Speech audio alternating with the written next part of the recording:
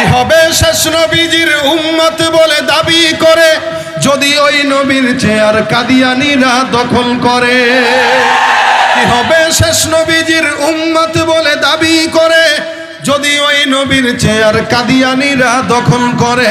নবীজির জন্য যদি রক্তের বহে নদী, নবীজির জন্য যদি রক্তের বহে নদী, তবুও হটবো না এই দাবি থেকে, তবুও হটবো না এই দাবি থেকে। যেই বিষয় নিয়ে এই বাংলাদেশে অনেক দিন যাবত পর্যন্ত কথা হয়, আমি জানি না, আমরা জানি না সরকার প্রধানরা কেন এই বিষয়টা এড়িয়ে যায়।